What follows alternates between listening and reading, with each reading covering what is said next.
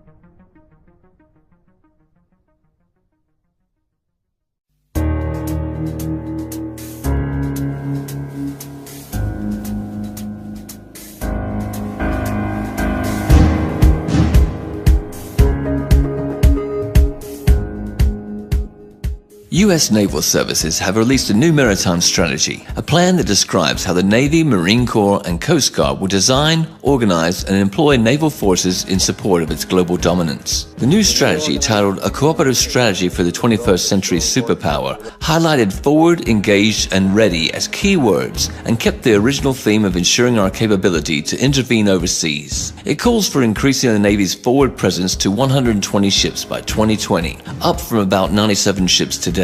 This includes forward-basing 4 ballistic missile defense destroyers in Spain and stationing another attack submarine in Guam by the end of 2015. The Navy is scheduled to increase presence in the Middle East from 30 ships today to 40 by 2020. The strategy reinforces the continued need to strengthen the partnerships and alliances by stressing the importance of operating in NATO maritime groups and participating in international training exercises. The U.S. strategy emphasizes operating forward and making proxies across the globe, especially in the Indo-Asian Pacific region. Thus, the hard anti-Russian rhetoric of Washington is a sign of the global standoff. At the very same time, the United States is preparing to go deeper and deal with China. The U.S. strategists are concerned about the rise of Chinese naval forces and its expansion to the Pacific Ocean. Particularly, they aim to prevent a situation where China will be able to defend particular zones of sea communications from foreign intervention. This is Chinese DF-21D anti-ship ballistic missiles purpose. In 2008, the U.S. Department of Defense estimated that China had 60 to 80 missiles and 60 launchers. The risk of establishing area-denied operational environment, for instance, in the South China Sea, worries architects of the strategy. Since the American pivot towards Asia, a tolerant term for the U.S. deterrence policy against China, in 2011, the United States Navy has deployed 60% of all of its powers in Asian-Pacific region. Indeed, it's ready to deploy even more in order to establish its own control in China's zone of interest. Armed with its own unparalleled navy, the U.S. gets a louder voice and more power to restrict military or economy use of the oceans by other countries. In other words, it indicates the U.S. intention to control the trade in the Indian Ocean and the Pacific, or even monopolize it in those waters. Now here's where the problem is. In April, China overtook the United States as the world's top importer of crude oil, and 80% of this oil, and many other important resources, China imports through the Malacca Strait, which the Chinese Navy doesn't control. In this context, it's clear why Beijing claims sovereignty over nearly all of the South China Sea, and is building a military base in Djibouti. China supports counter-piracy operations in the Gulf of Aden, conducts humanitarian assistance and disaster response missions enabled by its hospital ship, and participates in large-scale, multinational naval exercises. Washington immediately protested against the China-Djibouti relations and expressed concern over China's plans to build a military base in the Obok region, but to no avail. China has to defend the supply of oil over a long way and isn't able to do it right now. Problem is, it doesn't have enough naval bases along vital shipping lines as of yet. Strings of Pearls strategy, initially suggested as a series of seaports and naval bases stretching along the Indian Ocean, has to resolve this issue. The seaports will be support places and investments that could pay dividends on a strategic level while causing broader security amenities. China's naval defense strategy is grounded on the combination of offshore waters defense with open seas protection concepts. The offshore waters defense consists of 2 missions. One is to protect China's eastern coastal area, which is the country's most economically vibrant region. The other is to ensure the safety of the expanding shipping lines that are vital to China's economic growth. Open seas protection concept also has 2 elements. One is to extend maritime protection to waters over 600 miles from the Chinese coast by building supply depots in the disputed South China Sea, trying to conduct submarine activities in the Indian Ocean, and acquiring bases beyond the region. The other is to develop capabilities to conduct non-conventional security operations outside the region, such as naval diplomacy, joint maritime law enforcement, and humanitarian assistance. Compared with the United States, the PLA Navy has sufficient self-defense capabilities, but deficiency in cross-region operations and force projection is evident, though Beijing is trying to change that. On the other side, China's unique geographical location allows it to establish control over its local seas, the Yellow Sea, the East China Sea, and the South China Sea. That is what the United States has accused China of doing in the last 5 to 10 years. The so-called anti-access area denial, A2, AD, or the Fort Fleece strategy. This is the real reason for the boiling over for China's island work in the South China Sea. Washington is sufficiently alarmed by a perspective to lose the maritime control in the region and has started the naval force race under an umbrella term of all domain access. Despite this, Beijing is adamant. In June, China said it was shifting work on disputed South China Sea islands from the dredging of land to the construction of military and other facilities. The U.S. containment policy against China includes not only holding of old alliances, but a creating of new. In the recent strategy, Washington pledges to strengthen cooperation with 6 long-standing allies: Australia, Japan, New Zealand, the Philippines, the Republic of Korea, and Thailand, and also lists 8 new partners: Bangladesh, Brunei, India, Indonesia, Malaysia, Micronesia, Pakistan, Singapore, Vietnam. With help of its Asian allies, the US are going to seal off the PLA Navy in South China Sea and prevent its moving into operational space. Further, Washington's diplomatic rhetoric over the long-standing allies, shared strategic interests, and cooperation in Asia, in fact, is aimed at establishing a coalition against China. Despite the fact that the US official strategy is ignoring the Taiwan issue, the island may easily become a flashpoint of ongoing confrontation, and the Western media machine has already set the ground for it. On July 22nd, US magazine The Diplomat reported that the People's Liberation Army's soldiers were seen running towards a building that bears a striking resemblance to the Japanese-built presidential office in Taipei.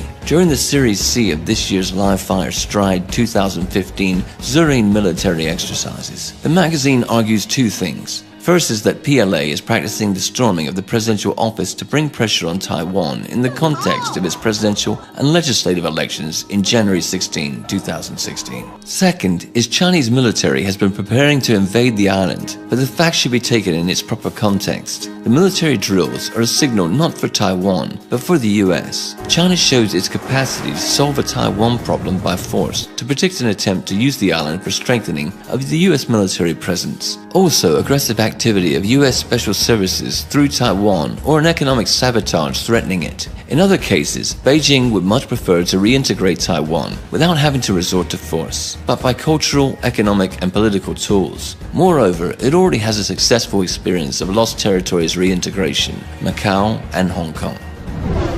Another area of the US-China geopolitical confrontation is the Indian Ocean. US strategists, media outlets, and public experts argue India is a rival state for China. Monetary wealth and power growth of both states will result in inevitable clashes between them. According to them, the motive behind the String of Pearls strategy isn't in solving the logistical problems of China's maritime Silk Route, but are in encircling India. If established commercial ports will be militarized with the PLA Navy, the concerns about China's influence in the Indian Ocean region empower the US to involve India in the American area of influence as part of a global anti-China strategy. The good news for Washington is India has been actively building a new powerful fleet, including an aircraft carrier group, so it could be a very useful tool. Directly, Chinese and Indian maritime interests face off in Sri Lanka, leaving the Indians' area of influence under the impact of China's economic projects. For Beijing, ports of Sri Lanka, founded by Chinese investments, are a cell in planned maritime infrastructure from South China to Pakistan, a natural opponent of India involved in China's maritime Silk Route. The US will likely use these features to set on fire China-India relations, to use Indian political, military, and economic power to discourage Beijing from adopting its maritime policy in the Indian Ocean. The US's strategic purpose is to seal off the PLA Navy in the South China Sea and prevent its moving in operational space and encircle China by land. In this order, the US holds old and new alliances with nations in the Indo-Asia-Pacific region. The US media machine has already started information aggression against China-Taiwan relations in order to support the rise of Washington's influence on the island. Meanwhile, American special services will try to fuel Pakistan and Sri Lanka in order to make a triangle where the US and India oppose China in the Indian Ocean region. With Washington's support, the tension will also raise in the South China Sea, where Malaysia, Taiwan, Vietnam, Brunei, and the Philippines claim maritime territory. The US naval services will constantly strengthen their presence there in the Indian Ocean, in the Pacific Ocean, while preparing to deal a crushing blow to Beijing. China will answer with its fortress fleet strategy in its local seas by building a powerful Pacific fleet and putting into practice the maritime Silk Route project infrastructure in the Indian Ocean, all the while developing the relations with the Russian Federation in Eurasia. Also, India and China can absorb a lot of profit from the mutually advantageous cooperation. The only thing that they need for it is a mediator to start a constructive dialogue. Russia, which has a good fellowship with both, may become that mediator. This will solve the tensions in the region and allow the nations to go on to further development.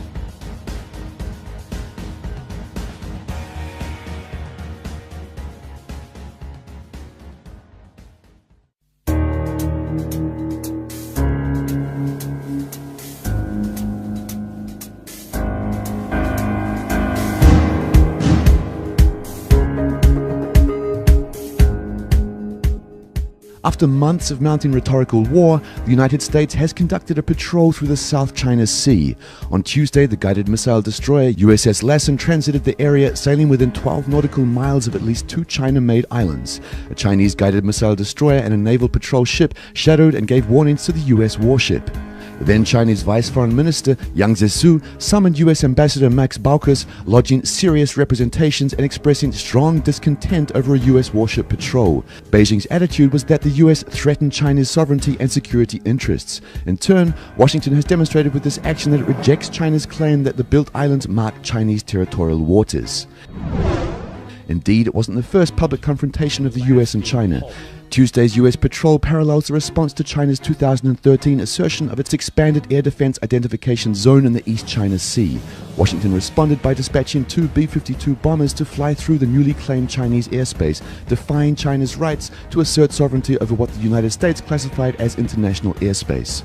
The official US position is that its vessels would sail close to land masses occupied by Vietnam and the Philippines, as well as to demonstrate support for freedom of navigation rather than the specific targeting of China. Nonetheless, it's clear that these so-called freedom of navigation patrols will continue. The US regional allies also claiming the South China Sea waters will likely welcome the actions.